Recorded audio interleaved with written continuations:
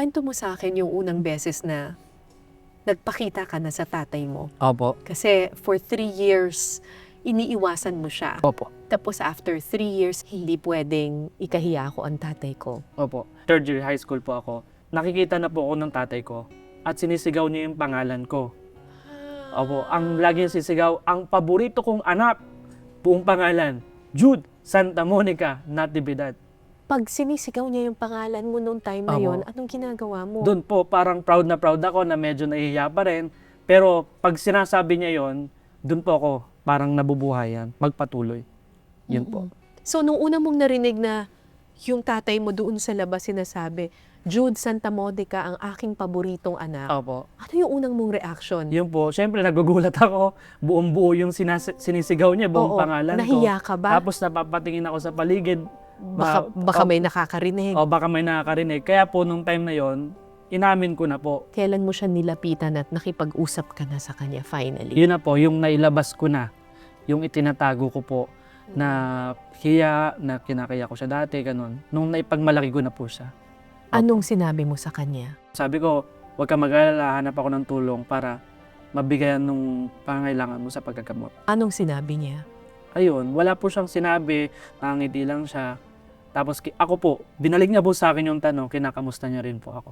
Nung graduate na po ako ng high school, during the graduation po, meron po akong award. Binigay ko po, sa labas po ng school, isinuot ko po sa kanya yon. Tapos, umiiyak po siya. Yun po. Tapos, binabagit niya pa rin po ulit yun. Yung pangalan ko, ang paborito kong anak, Jude Santa Monica Natividad.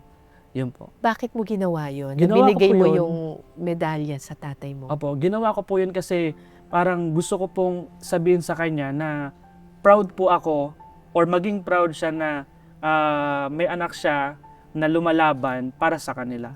Gusto ko po talagang tulungan yung tatay ko na may alis din po dun sa lansangan. Paano mo natulungan yung tatay mo? Yung tatay ko po, hiningan ko po ng tulong. Natanggal ba siya sa lansangan? Yun po, na-rescue po siya.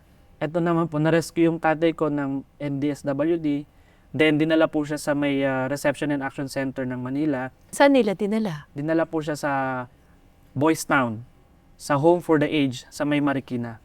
Sabi ko, habang hindi pa ako nakapagtapos sa pag-aaral, kung pwede doon muna kasi maayos naman po yung tinutuluyan ng tatay ko doon. Meron po siyang pagkain. Then may mga nagbibigay pa rin po ng tulong, pinapadala ko po sa tatay ko. Kaso dumating po yung punto na sobrang bigat po sa buhay namin. Ano yun? Ayun po yung magta-third year college po ako. Kasi ang isip ko lang po, kailangan ko makapagtapos sa pag-aaral eh. January 2, 2017 po, namatay po yung tatay ko. Doon po sa mismong Home for the Aged sa Manila. Gulong-gulo po ako. Kasi birthday po ng nanay ko yun eh. Nung namatay po yung tatay ko. Tapos kinabukasan po, nilibing yung tatay ko.